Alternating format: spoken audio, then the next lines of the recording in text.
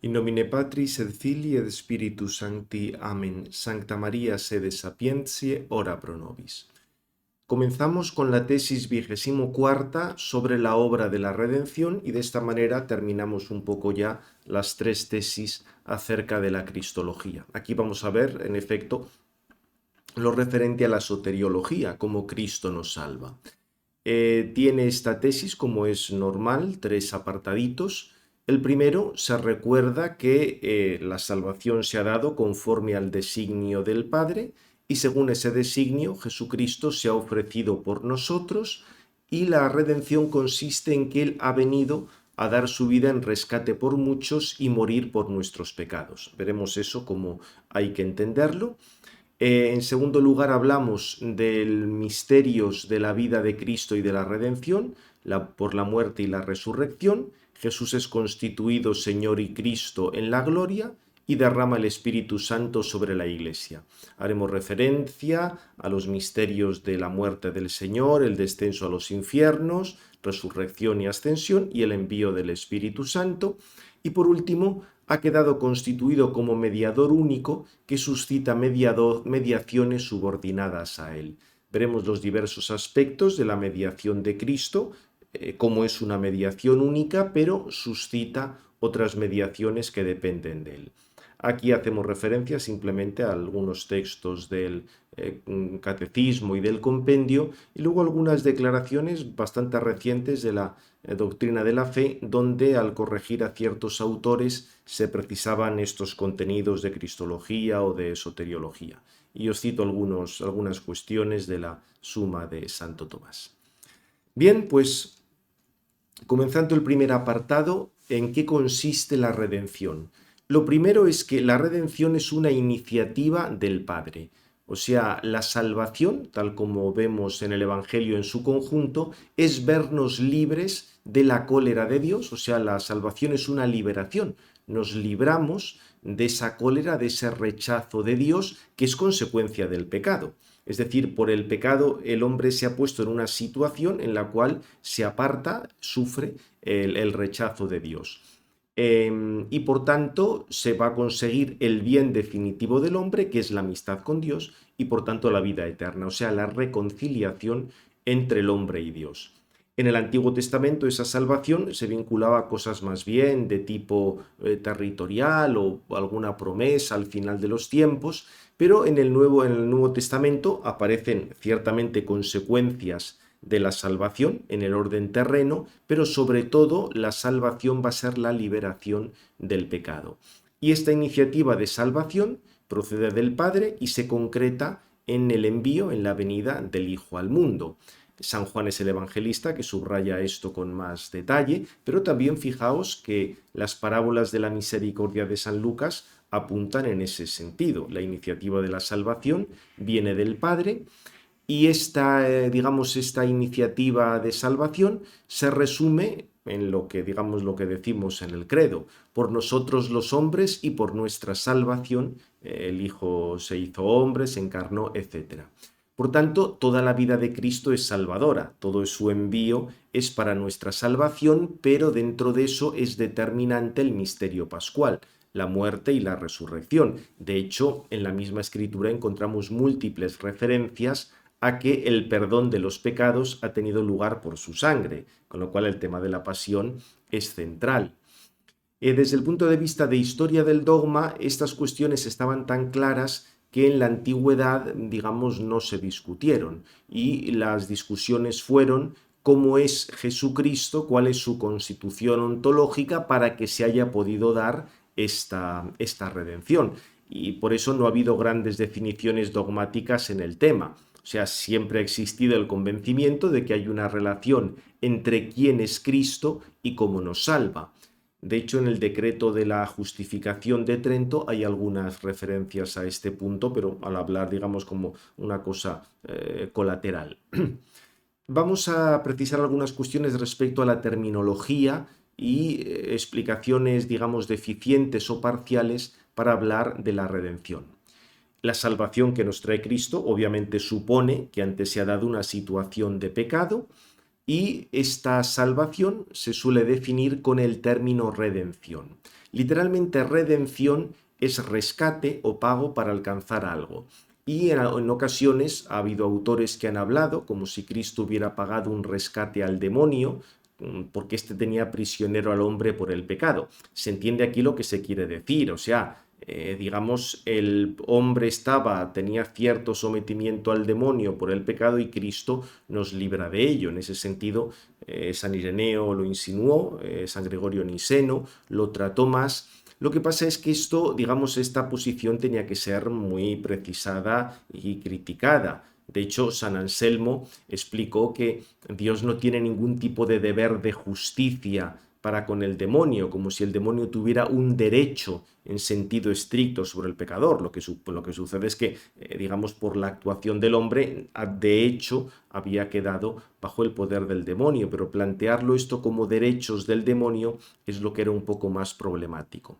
San Anselmo avanzó en este campo de la salvación al advertir que el pecado es una ofensa infinita y que requiere una reparación infinita. Lo que pasa es que a veces lo consideró quizá demasiado jurídico, o ahí habría que hacer algún matiz.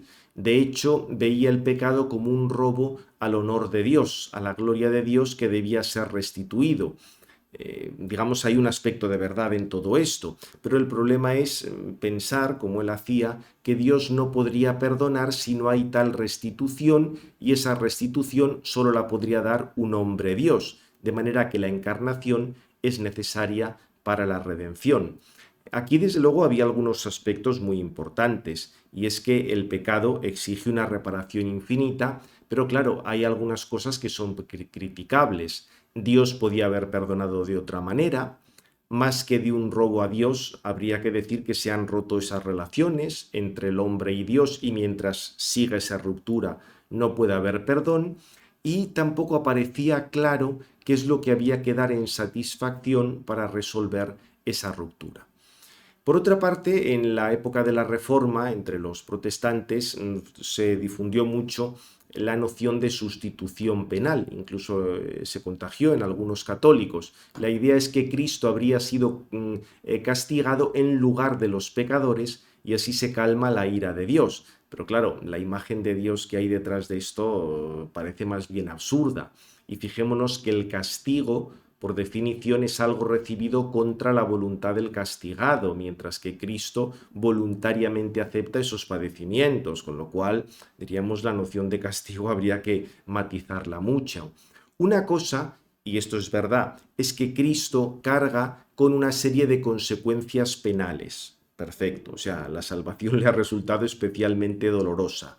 La salvación para nosotros le ha resultado especialmente dolorosa, pero otra cosa distinta es que sea castigado. Ahí hay que matizar mucho estos términos, porque además siempre la iniciativa de la salvación procede del Padre. Si aceptáramos esto, es como si la ira del Padre tiene que descargar sobre alguien, pero más bien lo que nos dice la Escritura es que es el mismo Padre el que quiere que se restablezca esa relación y que se dé la salvación. Por otra parte, tampoco han faltado explicaciones minimalistas, según las cuales la pasión de Cristo es un ejemplo de paciencia o de resistencia en las adversidades, o en lecturas marxistas una invitación a rebelarse contra los opresores o cosas parecidas. Ya en la Edad Media, Pedro Abelardo había dicho algo parecido, en el sentido de que la pasión sería un mero ejemplo de virtud o de lo que fuera, y todos los que niegan que el pecado es ofensa a Dios van un poco en esta línea. Incluso algunos autores de la segunda mitad del siglo XX, como Schonenberg, afirmaban que la pasión de Cristo de hecho era el mayor pecado de la humanidad y que por eso no nos liberaba de nada. Lo único que nos libera es la resurrección, y eso consiste en que Dios nos perdona a todos sin más y ya está. Bien, la manera correcta de plantear estas cosas es el tema de ver la redención como una satisfacción vicaria. Es decir, que Cristo satisface por los pecados de la humanidad. De hecho, Santo Tomás veía que la pasión de Cristo es la obra penal, no la pena, la obra penal en la que consiste esa satisfacción. Es un poco tomarse en serio lo de Mateo 20:28. El Hijo del Hombre ha venido para dar su vida en rescate por muchos. El punto de partida, y ya lo hemos subrayado antes, es la noción de pecado como ofensa a Dios. El pecado supone la aversión a Dios y la conversión desordenada a las criaturas. Es negar en la práctica que Dios sea el fin del hombre. Es como rechazar a Dios, como decir a Dios: quiero que no existes y no te tengo en cuenta para nada. El pecado es un contraamor a Dios y por tanto una ruptura permanente. Obviamente Dios no puede aceptar como algo bueno el desorden del pecado. Es cierto que podría perdonarlo sin más, pero como vamos a ver, ni es lo más misericordioso ni lo más justo. El problema que tienen muchos para aceptar la redención es que no admiten esa gravedad del pecado. Por supuesto que no es que en la criatura que peca haya un deseo explícito de enfrentarse al Creador, pero de hecho es lo que está haciendo.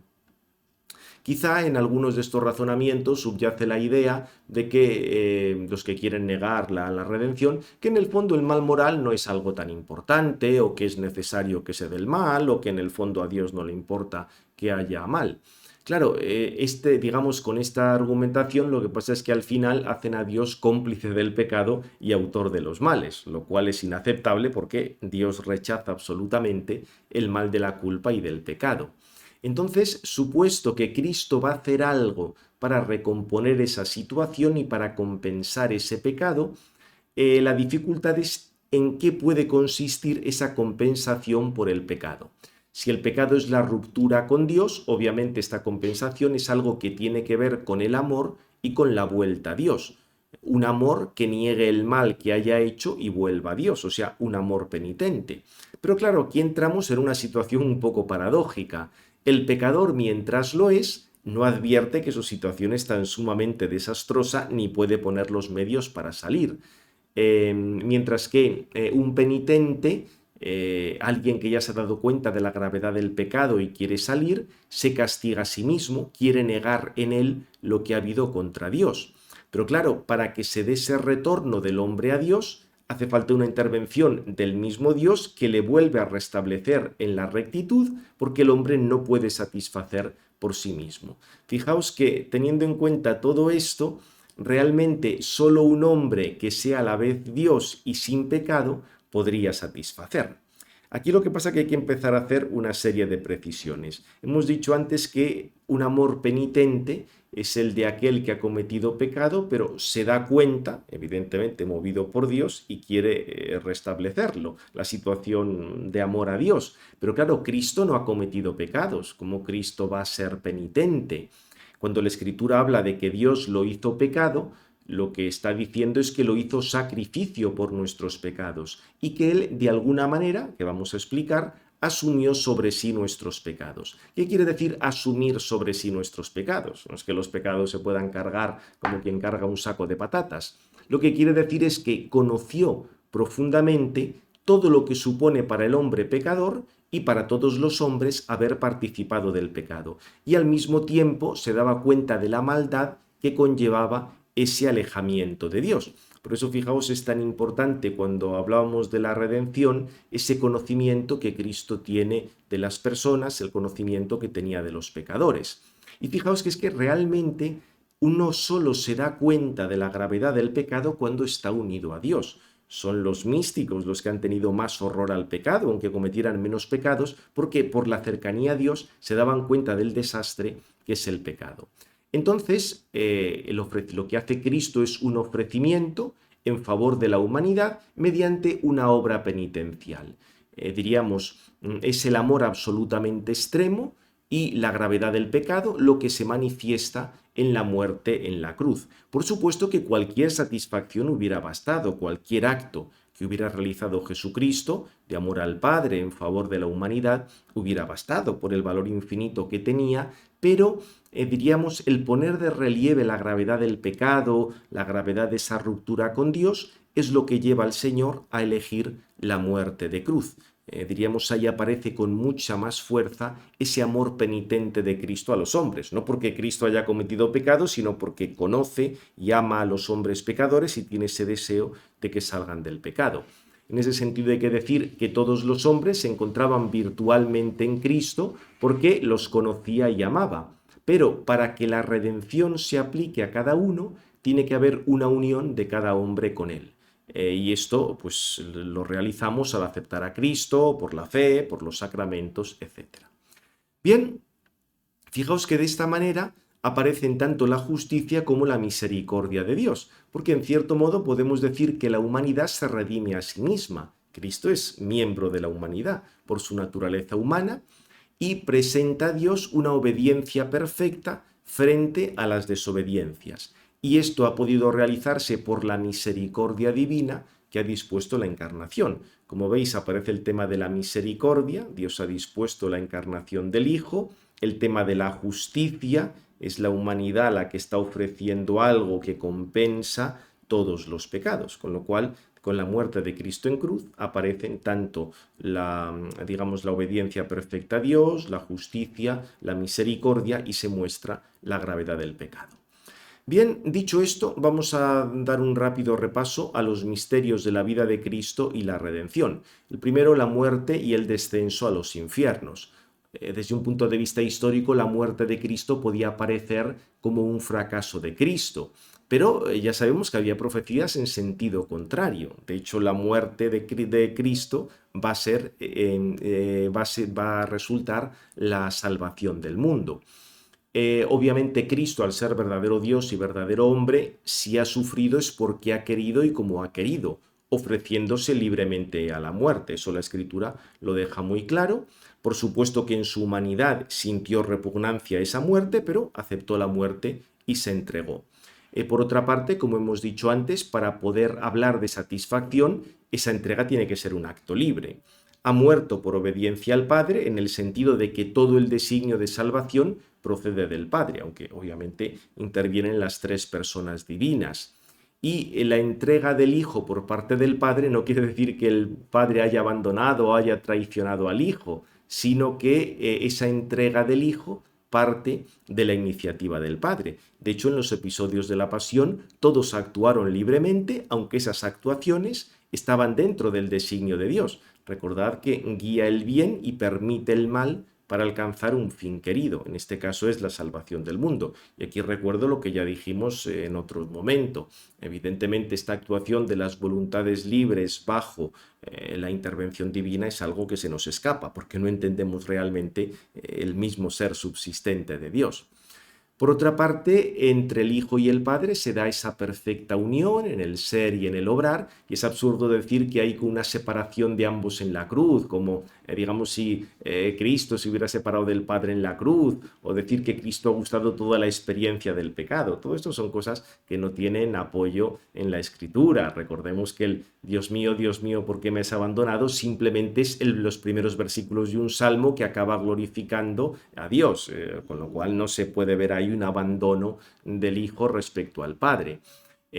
Además, fijaos que sólo a partir de la unión con Dios se puede advertir y padecer todo lo que supone el pecado. Lo que comentaba antes, las personas que están más unidas a Dios son las que se dan más cuenta del horror, de lo terrible que es el pecado. Por eso él padeció en su humanidad, pero siempre estuvo sumamente unido al Padre y al mismo tiempo conociendo y amando a los hombres pecadores.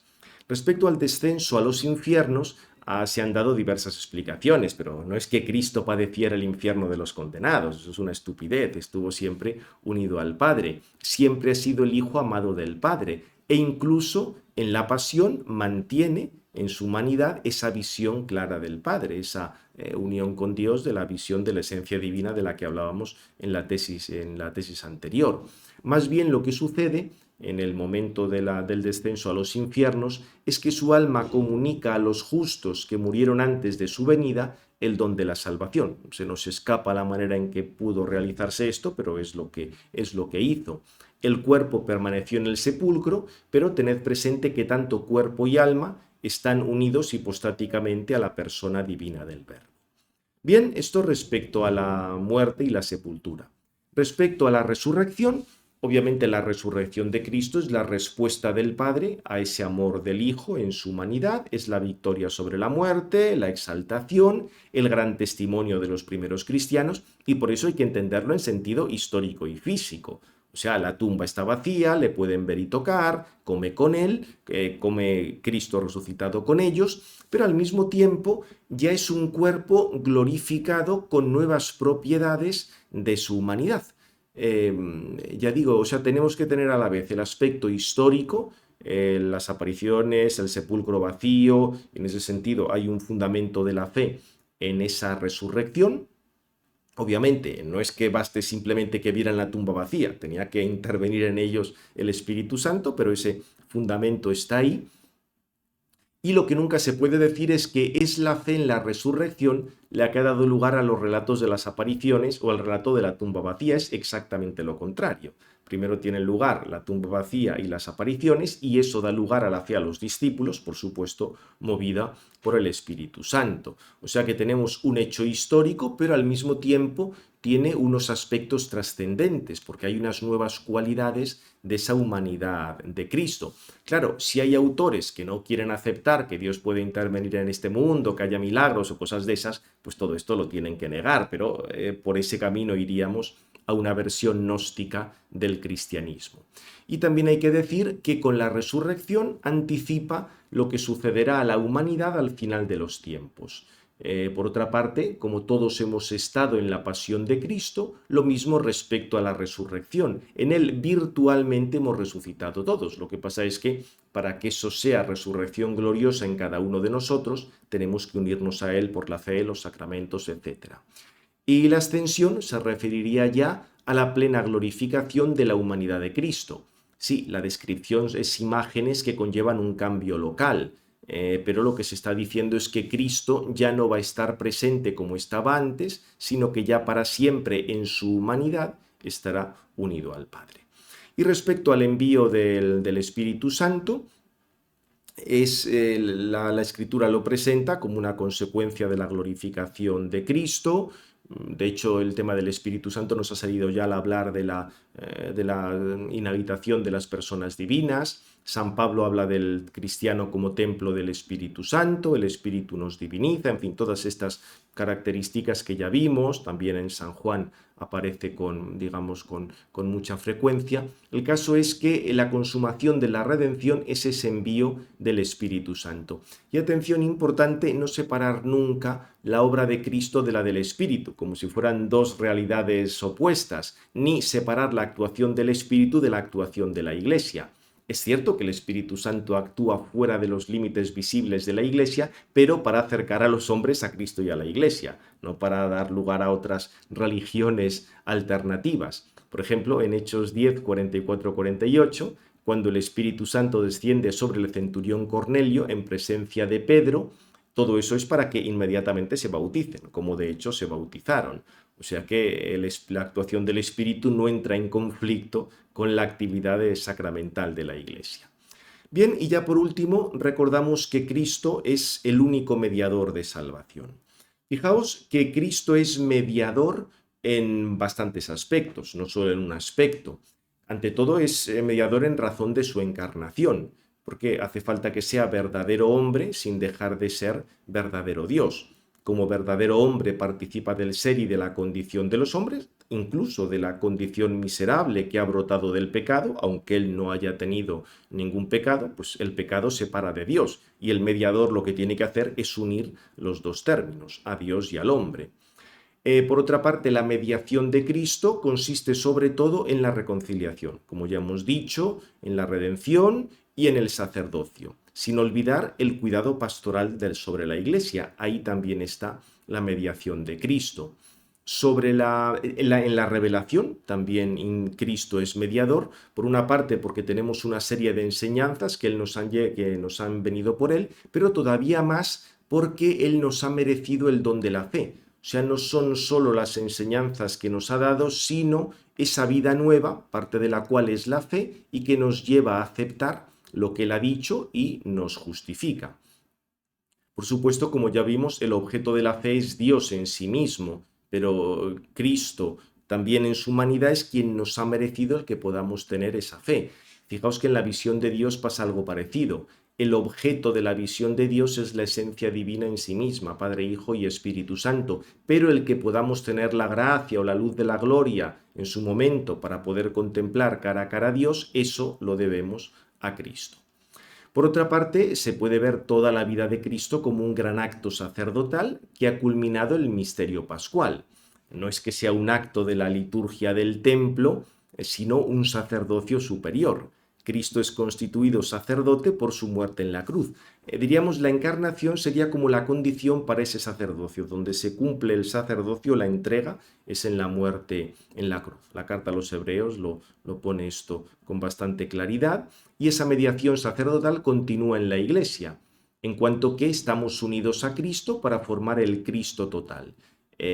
Obviamente, ya en la vida eterna no tendremos las mediaciones sacramentales que tenemos en este mundo, pero todas esas mediaciones sacramentales proceden de Cristo. Como os digo aquí, toda la actividad litúrgica de la Iglesia en la tierra, toda la gloria que la Iglesia da al Padre, depende de esa mediación sacerdotal de Jesucristo. Y respecto a esta mediación hay que decir que tiene un carácter único. Cristo es el único mediador. Eso pertenece a la fe de la Iglesia. Solo el Verbo se ha encarnado y carece de sentido, aunque algunos lo hayan dicho, hablar de una actividad salvífica del Verbo independientemente de la encarnación, o hablar de una actividad del Espíritu Santo independientemente de la del Verbo. No. Ya dijimos que el Espíritu puede ofrecer la posibilidad de unirse al misterio pascual por caminos que solo Dios conoce, pero eso siempre va a depender de Cristo como Verbo encarnado, va a depender de la redención que Él ha alcanzado para toda la humanidad. El problema es que muchas veces hay autores que no tienen claro, no ven claramente el Verbo, el Hijo de Dios y el Espíritu Santo como personas divinas, sino lo ven como modos de comunicarse Dios o cosas de ese estilo. Pero no, digamos, esto aquí con eso no se nos aporta nada. Muchos de sus autores presentan además a Jesucristo como una mera persona humana que ha captado el misterio de Dios, pero igual que él lo ha captado, pueden haberlo captado otros, y así por eso, digamos, habría muchas actividades del Verbo más allá de Cristo o cosas de ese estilo. Realmente esto no es entender la unión hipostática tal como lo ha formulado la Iglesia. En este sentido, algunos de los textos de la doctrina de la fe que os he citado precisan todos estos problemas. Y la única mediación salvífica de Cristo no se opone a que haya una voluntad salvífica universal, porque esa voluntad salvífica universal se ha cumplido y se ha ofrecido de una vez para siempre en Cristo.